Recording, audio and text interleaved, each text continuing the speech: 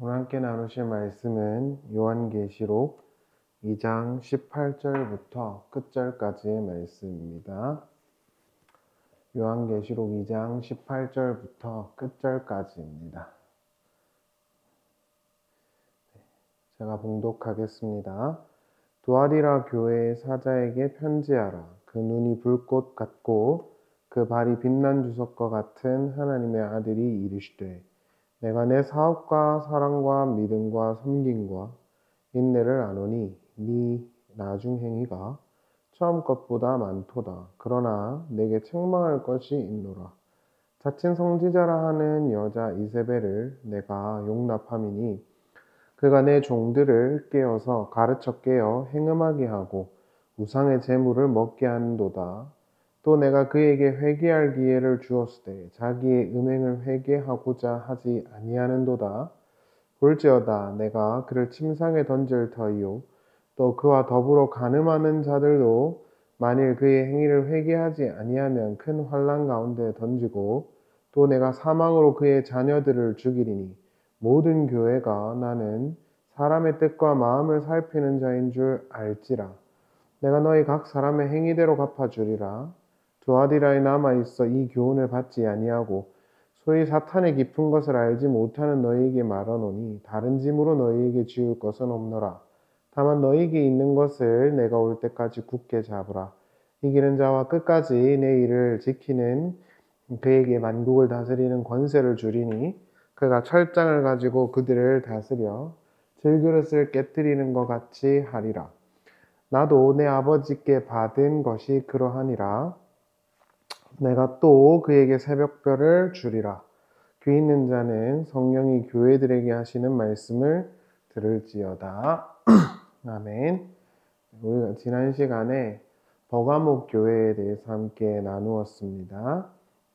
에베소, 서머나, 버가모 모두 다 상황과 또 역사를 가지고 있는 교회였고 당시 소아시아의 그 교회였기 때문에요.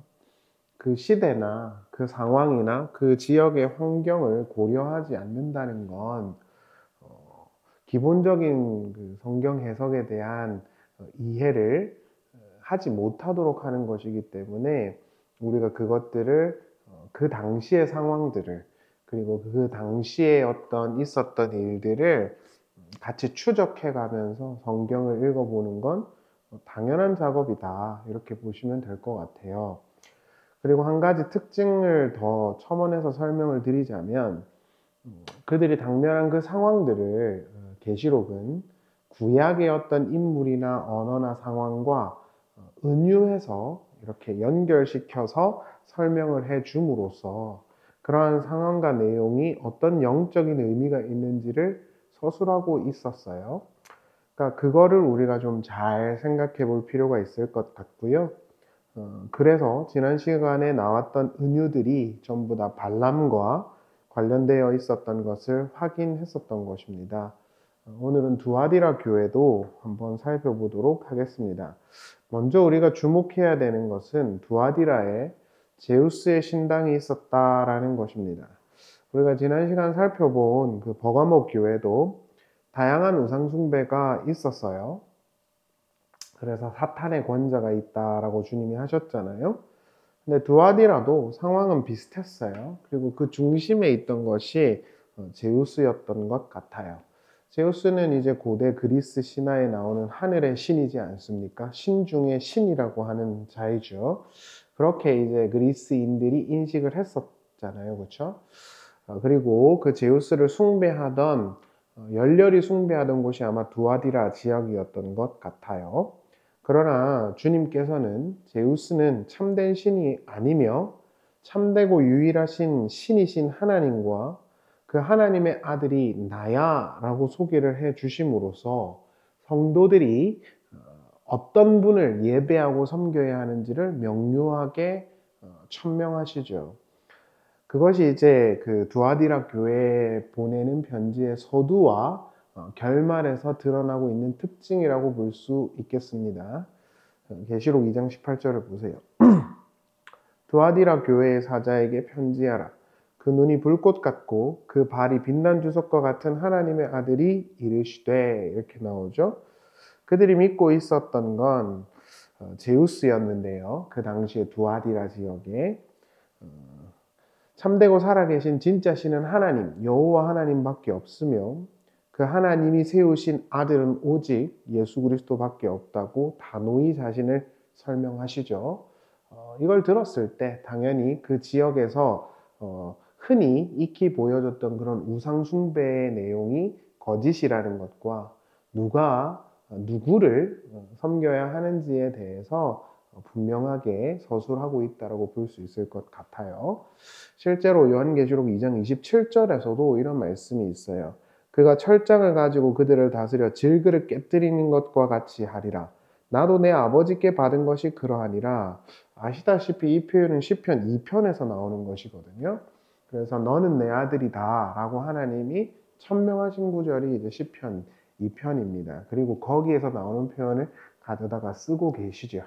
그러니까 진짜 신은 하나님밖에 없으며 야훼 하나님밖에 없으며 그 하나님이 이 땅의 지상 통치 대리자로 내세울 분은 오직 예수 그리스도밖에 없기에 예수님과 참된 신이시고 유일한 신이신 야훼를 예배해야 한다라는 것을 서두와 결론에서 선언하고 있다라고 볼 수 있을 것 같아요. 두 번째로 주목해야 되는 것은 이제 이게 주된 내용인데 두아디라는 상인들의 도시였던 것 같습니다. 이 지역은 굉장히 많은 상인들이 있었던 것으로 보여요. 중요한 건 이 시기에 상인들의 모임을 길드라 했고요. 그 길드 안에 들어가야 실질적이고 경제적인 혜택을 누렸을 것임에 틀림없죠. 근데 길드를 가입하기 위해서는 로마 황제를 숭배해야 합니다. 그리고 우상 숭배도 해야 하고 그들과 같이 삶의 양식을 가져가야 했을 것입니다. 우리가 지난 시간에도 살펴봤지만요. 그 계시록을 간통하고 있는 주제는 하나님과 우상 숭배의 싸움이거든요. 여기서 말하는 우상이라는 건 단순히 불상이나 법당이나 이런 거에 있는 그런 상이나 민속적이고 토속적인 신앙만을 말하는 것이 아니라, 물론 그것도 있을 수 있겠지만 시대 정신과 궁극적으로 인간의 어떤 번영과 다산을 이렇게 이루어 주겠다라고 만들어진 모든 장치들을 포괄하는 것이어야 합니다. 쉽게 말하면 나 잘되게 해주는 거, 그래서 내가 그거한테 빌어서 나한테 잘되게 해달라고 할 수 있는 거, 그리고 실질적인 어떤 경제적이고 명예적인 걸 얻을 수 있도록 하는 시대 정신까지도 전부 다 포괄하고 있는 것이 우상 숭배다, 이렇게 보시면 되겠습니다.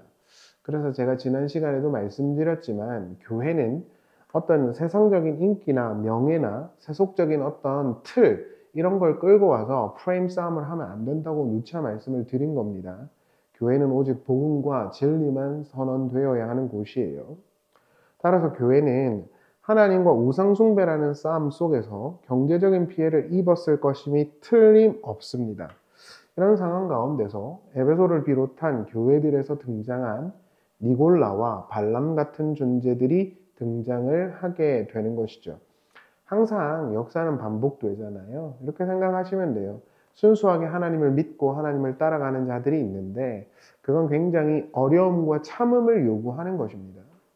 그런데 그런 참음과 어려움을 조금 피해갈 수 있을 거라고 사상적이고 신학적이고 신앙적인 안전지대와 합리적인 어떤 합리화의 그런 지역을 만들어주는 자들이 생긴다라는 거예요.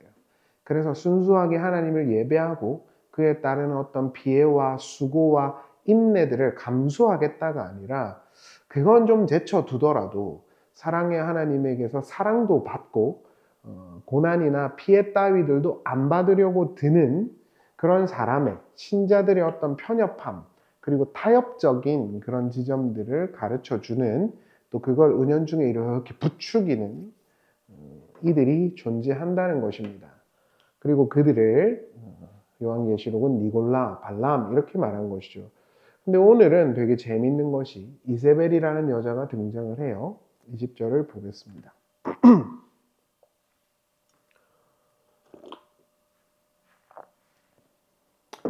그러나 내게 책망할 것이 있노라. 자칭 선지자라 하는 여자 이세벨을 내가 용납함이니 그가 내 종들을 가르쳐 깨어 행음하게 하고 우상의 제물을 먹게 하는도다. 이렇게 나오죠.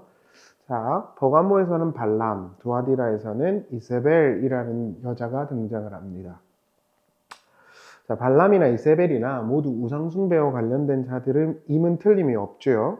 여기서 말하는 우상숭배는 계속 말씀드리지만 자기들에게 주어지는 실질적인 피해를 면하고 번영과 다산을 추구하려 하는 그런 인간의 욕구적 표현이라고 보시면 돼요.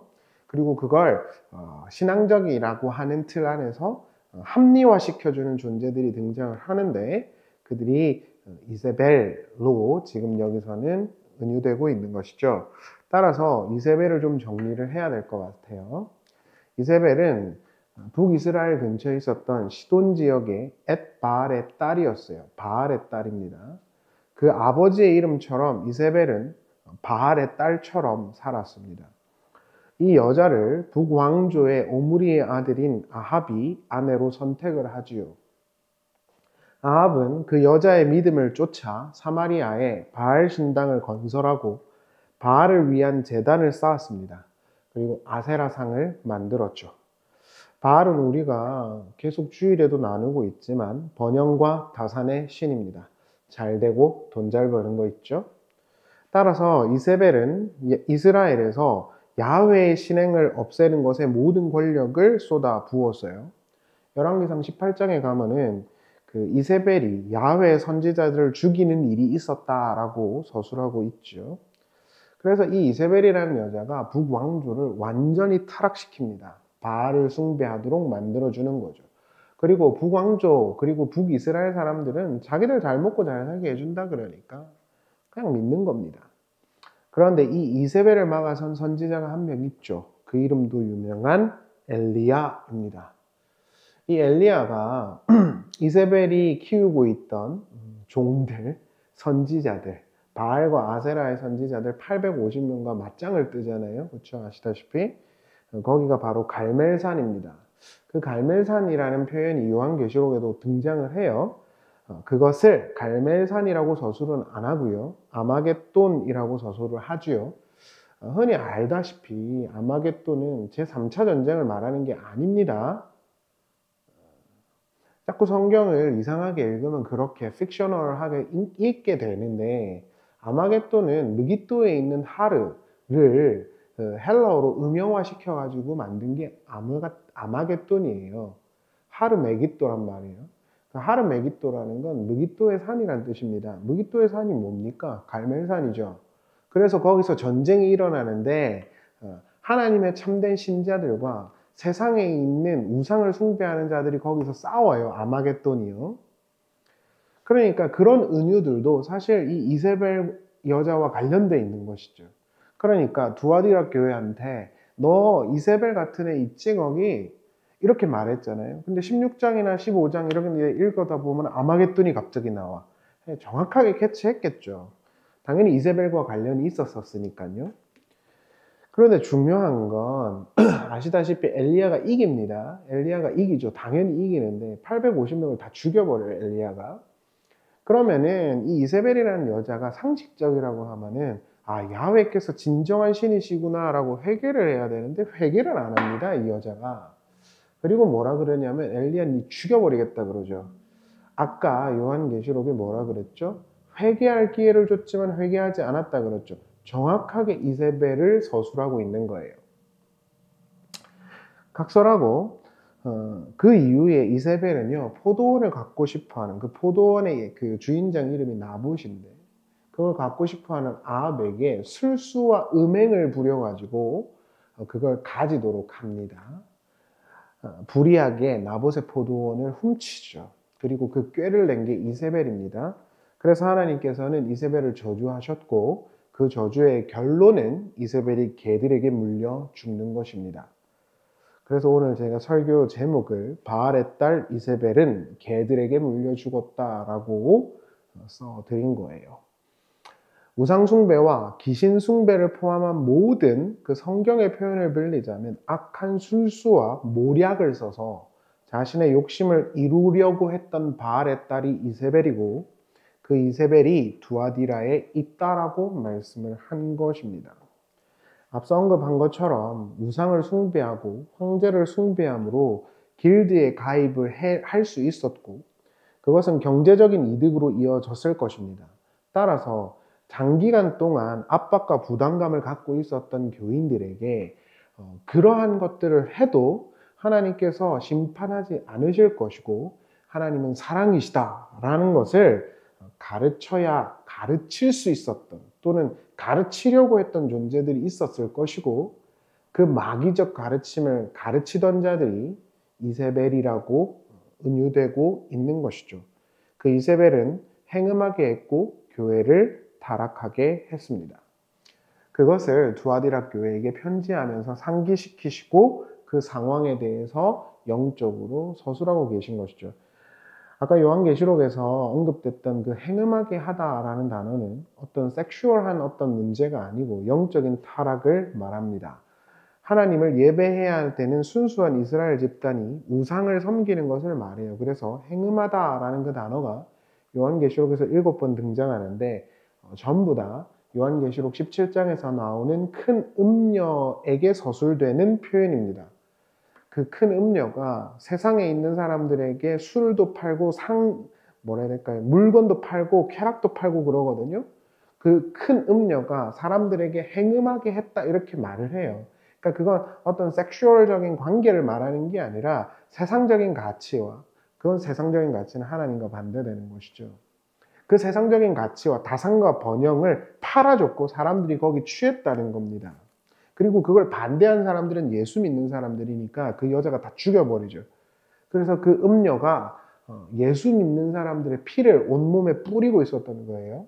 그러니까 그 음녀는 누구를 말하는 것입니까? 당연히 이세벨을 말하는 것이죠. 그러니까 두아디라 교회 성도들이 아마겟돈을 읽고 그 음녀를 읽었다라고 했을 때 어떤 의도로 말씀하시는지 정확하게 알아들었겠죠. 왜냐하면 자기들한테 니네 가운데 이세벨이 있다 그랬으니까. 근데 그 이세벨은 행음하게 하는 자야 이래놓고 요한계시록 17장에 세상을 음녀라고 하는데 그 음녀가 행음하게 했다 이렇게 말을 하잖아요. 그러니까 요한계시록은 이렇게 읽으셔야 돼요. 제가 신학생 때부터 요한계시록을 좋아했는데 이렇게 읽는 게 아주 러프하면서 안전합니다. 그 이외에 뭐 세대주의적으로 해석하는 거는 다 그들 주장 자체가 틀렸음이 이미 입증됐죠. 제가 예전에도 말씀드렸죠. 2019년 되면은 사람들 몸에 쌀알 같은 칩이 다 들어갈 거라고 그랬다고. 그리고 그 시작이 666이라고. 여러분 쌀알칩 받으셨어요? 누차 말씀드렸지만 초기 기독교회는 하나님을 예배하는 자들이었어요. 그에 따라 그들은 순수하게 믿음을 지켜야 했습니다. 그리고 그 압박과 박해에 직면해야 했겠죠. 그걸 버티던 이들에게 은연중에 야 어느 정도 타협한다 해도 문제가 되지 않을 거야 라고 주장하는 자들이 많이 생겼을 것이고 그 자들을 이세벨이라고 명시한 것입니다. 그런데 이세벨이라고 명시했으니까 그 이세벨의 끝은 무엇인지 아시잖아요. 설명드렸죠? 개들에게 물려 죽는다고. 가장 비참하게 죽을 것입니다. 그러니까 하나님은 그 이세벨의 가르침에 들어가면 안 돼 라고 말씀을 하신 것입니다. 바른 기독교회의 진리는 제자도를 기반으로 합니다. 주님이 짊어지신 십자가의 무게를 요구하는 것인데 그것을 버릴 수 있다고 말하는 것이 이세벨의 가르침이었죠. 하나님은 사랑이고 은혜를 베풀어 주시고 진리만 알면 되니까는 니네가 어떻게 개차반으로 살아도 하나님은 다 용납하실 것이다 라고 가르쳤을 것임이 틀림없고 그런 것에 매력을 느낀 사람들은 희생이나 포기 따위들은 전혀 고려치 않고 자신 스스로의 어떤 행복과 돈과 다산과 번영과 하나님을 함께 섬기려고 들었을 것입니다. 하나님이 무슨 심판주야? 사랑으로 그들을 다 구원하실 건데 라고 하는 것이죠. 매력적이잖아요. 제가 좀 이따가도 말씀드리겠지만 교인이 된다는 것, 신자가 된다는 건 불편함과 힘듦을 감수하겠다는 뜻입니다. 그러니까 교회 다니시면서 그 정도 힘듦과 어떤 내가 뭔가 쉐어하고 나누겠다라는 태도가 없으면 그 사람들의 신앙의 기초부터 좀 생각해 보셔야 돼요. 다른 이들의 짐이나 또는 어떤 교회적인 어떤 짐을 지고자 하는 마음은 없고 나는 무조건 알아줘야 돼. 그런 사람들이 많잖아요, 요즘에. 그게 정말 신자로서의 태도인지 잘 생각해 보셔야 된다고요. 하다못해 학원을 운영해도요, 다들 각자의 짐을 짊어지고 살아간단 말입니다.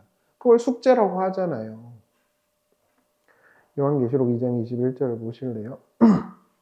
또 내가 그에게 회개할 기회를 주었을 때 자기의 음행을 회개하지 아니하는도다.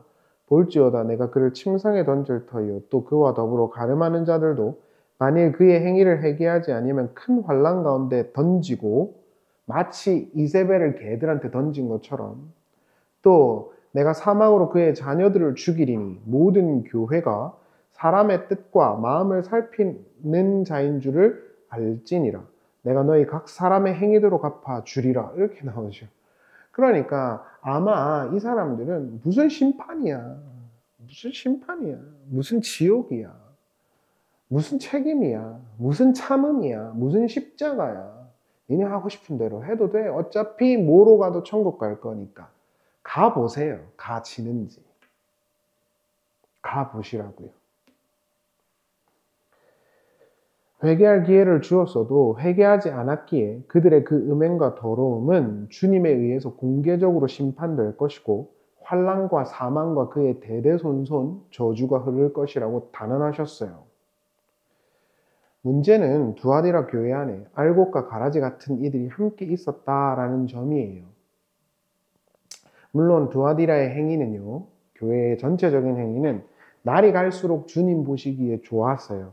그럼에도 불구하고 몇몇은 왜곡된 이단과 타협된 가르침을 추구했죠. 그렇기 때문에 주님은 반드시 알곡과 가라지를 가려낼 것이다 라고 선언을 해 주셨던 것입니다. 아까 읽었던 나는 사람의 뜻과 마음을 살피는 자인 줄 알지니라 이 표현은 예레미야 17장에 나오는 표현입니다. 그 표현이 그대로 쓰인 거예요. 그 뒤에 뭐라 그랬냐면 나는 사람의 마음과 생각을 살피는 자인데 너희는 오직 하나님만 예배해야 되고 하나님만 의지해야 된다가 붙어 있어요. 17장을 꼭 읽어보세요. 그 표현이 그대로 들어온 것입니다.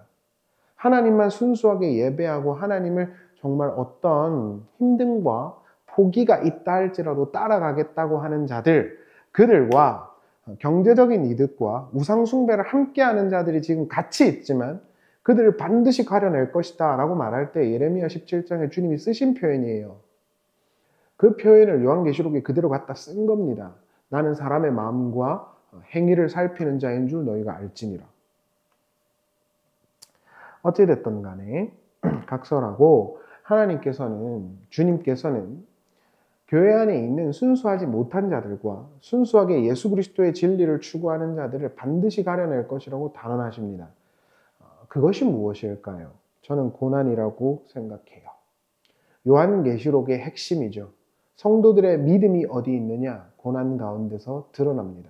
모두 다 알고 같지만 힘듦과 포기와 수고와 인내를 요구받을 때 그들의 믿음의 깊이, 진정성이 드러납니다. 그래서 주님께서는 세상의 환난과 고난을 진정한 신자들의 신자됨을 위해서 쓰실 것이라고 말씀하신 것이고 그러한 이야기가 요한계시록이 계속 반복이 되지요. 요한계시록 11장 1절로 가보겠습니다. 또 내게 지팡이 같은 갈대를 주며 말하기를 일어나서 하나님의 성전과 제단과 그 안에서 경배하는 자들을 측량하되 성전 바깥 마당은 측량하지 말고 그냥 두라 이러죠. 하나님을 진짜 예배하는 자들과 그냥 마당 뜰에만 있는 자들을 그냥 냅두라는 거예요. 지금은. 그러나 주님께서 나타나실 때 반드시 알곡은 거두어 들이시고 가라지들은 싹 다 불에다가 던질 것입니다. 땅의 돈과 명예, 사업의 확장을 위해서 우상을 숭배하는 자들이 많았던 두아디라. 그 지역 가운데서 순수한 믿음을 지키는 건 쉽지 않았겠죠. 그래서 그러한 순수한 믿음을 지키는 자들에게 내가 너한테 더 할 것은 없다라고 주님이 말씀을 하신 것입니다. 더 나아가서 지금은 힘들지만 그렇게 순수하게 피해와 인내와 참음을 가지고 예수 그리스도의 제자로 살아가는 자들에게 영원한 왕권과 나라를 주겠다고 덧붙여 약속하시죠. 요한계시록 2장 26절을 보세요. 이기는 자와 끝까지 내 일을 지키는 그에게 만국을 다스리는 권세를 주리니 그가 철장을 가지고 그들을 다스려 질그릇 깨트리는 것과 같이 하리라. 나도 내 아버지께 받은 것이 그러하니라. 내가 또 그에게 새벽별을 주리라. 새벽별은 민수기 31장에서 나오는 건데 메시아에 대한 이야기예요. 예수 그리스도를 말하는 것입니다. 말씀을 마치겠습니다. 제가 지난주에 교회 집사님과 대화를 하면서 느낀 것이 하나 있어요. 지금 함께 예배하는 분들이 이 작은 교회에 오는 이유가 무엇인지 생각을 해 봤습니다. 나아가서 교회나 제가 목사로 살아가는 이유가 뭔지에 대해서 한번 생각을 해보게 되었는데요. 사실 저는요, 성도님들한테 상냥하게 찾아가고 싹싹하게 하는 걸 잘 하지를 못합니다. 원래 새로운 사람 만나는 걸 굉장히 힘들어 하고요. 또 사람들을 지속적으로 만나면 굉장히 힘들어 합니다. 제가 MBTI가 I거든요, 성향이. 내성적이라는 거잖아요. 근데 사람들마다 I 이러면은 뭐 I랑 E랑 섞여 있어요. 근데 저는 모든 검사했을 때 I가 100이에요. I가 100. 그러니까 사람들을 굉장히 만나는 걸 힘겨워해요. 그러니까 어떤 분들이 보시기에 도도해 보일 수도 있고 선비 같아 보일 수도 있죠. 그리고 목사가 좀 싹싹한 맛이 없다 이런 욕을 하실 수도 있을 것 같아요. 교회가 커갖고 아이들한테 대단한 교육을 해주거나 또 여기에 오시는 분들에게 사업체에 도움이 되시라고 돈을 또는 어떤 사업의 확장을 위한 도움도 드릴 수도 없지요. 또 제가 그렇다고 해가지고 듣기 좋은 소리, 복 받는 소리만 하는 것도 아니죠. 그러니까 사실 여기에 이렇게 모여가지고 예배하는 분들이 좀 신기하기는 해요. 그러나 적어도 저는 설교하는 순간 물론 제가 절대 진리는 아니지만 성경의 원의가 무엇인지 그 가치가 무엇인지 정말 치열하게 고민하고 나눕니다. 그것이 제 소명이며 제 사명이며 그것이 제가 생각하는 기독교의 가장 큰 가치이기 때문이죠. 저는 목회를 계속한다면 아마 이 일에만 집중할 것 같아요. 물론 소소하게 식사를 대접해드리고 인간적으로 잘 지내는 것도 있고 좋지만 그것은 한계가 있을 수밖에 없어요. 저는요, 목회 처음 할 때 교제, 친교 그런 걸 굉장히 많이 강조하는 사람들이 많았거든요. 회의 이런 거요. 정말 서로에게 상처되고 쓸모없는 일밖에 안 생겼어요. 그래서 제가 회의 이런 거 안 하는 거예요. 그리고 친교 이런 거 말하는 사람도 자기들이 인정받아야 되고요. 자기들이 중심이 돼야 좋아해요. 진짜 말씀을 가지고 서로 쉐어하고 모두가 다 참여하고 이런 거 원하지 않습니다. 흔해 빠진 거 안 원한다고요. 제가 알기론 그래요. 그러니까 그런 걸 하는 것이 저의 어떤 목회의 목적이 되어서도 안 되고 교회의 모습이어서도 안 된다고 생각을 합니다. 그렇다면 우리 교회는 저는 왜 목회를 하느냐? 하나님의 바른 말씀이 무엇인지 적어도 고민하고 나누자. 그리고 그런 가치를 소중하게 여기는 분들이 모인다고 생각을 합니다. 유튜브도 마찬가지인데요. 이 설교를 들으시는 분들이 대부분 저희 교회에 출석하지 않으실 거라고 생각하고 있고요. 그렇다고 해서 제 설교를 듣고 오프라인에 교회에 사람들이 많이 오기를 바라면서 올리는 것도 아니에요. 더 나아가서 헌금을 받으려고 올리는 것도 아닙니다. 여러분, 제가 설교 영상 올릴 때 헌금, 교회 계좌 이런 거 안 올리죠. 그런 거 위해서 하는 거 아니니까요. 그렇다고 해서 유명한 사람이 되었으면 좋겠지만 그렇게 되기를 바라는 것도 아닙니다. 그저 저에게 주신 이 순간 성경에 대해서 제가 고민하던 거, 제가 어려워하던 거, 이 시대를 살면서 제가 힘겨워하던 거, 그리고 거기서 유일하게 저에게 쉼이 됐던 성경의 원의를 나누기 위해서 이 설교 영상을 찍고 나누는 것입니다. 그리고 교회를 하고 있는 것이고, 그런 가치들에 의미를 두시는 분들이 지금 감사하게 모여주고 계시다고 생각을 해요. 저는 그런데 그것이 기독교의 본질이라고 믿습니다. 저는요. 동의하지 않으실 분들도 있을 수 있고요. 그걸 폄하할 생각은 없습니다. 제가 알고 믿은 것은 기독교 신앙이라는 건 영원한 하늘 아버지의 사랑과 은혜를 기억하고 그 가치를 쫓는 것이라고 생각합니다. 순수하게 성경이 무엇을 말하고 있는지 생각해보고 아버지 하나님의 그 은혜와 진리만 굳게 붙잡는 것이죠. 그리고 그것을 붙잡음으로 오는 어려움과 박해와 인내를 참아내겠다는 것도 포괄해야 합니다. 설교만 들으셔서 안 된다고요. 그런데 그 본질이 잊어버려지는 순간, 물론 친교도 중요하고 제도도 중요하고 기능도 중요하고 교회 다니는 친구들도 중요하겠지만 그 본질이 없어지는 순간 저는 교회는 아니라고 봅니다. 저는 가난하게 되라는 말씀을 드리는 것이 아닙니다. 정직하게 실력을 쌓으시고 그 실력대로 물론 주님이 함께 하심으로 더 많은 열매들을 맺기를 바랍니다. 그러나 적어도 기독교의 본질은 주님이 보여주신 십자가의 진리인 것이고 부활의 영광인 것이고 그 속에서 요구되어지는 제자들에게 요구되어지는 인내와 참음을 감수하겠다는 것에 있다고 저는 믿습니다. 그러나 그것이 아니라 세상적인 어떤 가치들을 붙여가지고 은연중에 결부시켜서 가르치는 건 절대 안 된다는 것입니다. 그렇게 가르치고 그런 가르침들을 쫓으시면서 앞서 서두에 언급했던 그런 걸 다 가지고 계시다면 주님이 기뻐하실까요? 두아디라 교회에게 하신 말씀을 좀 빌릴까요? 네가 처음보다 더 낫다. 그러나 이세벨을 따랐기에 문제가 있다. 회개하여 돌이켜라. 뭐가 중요할까요?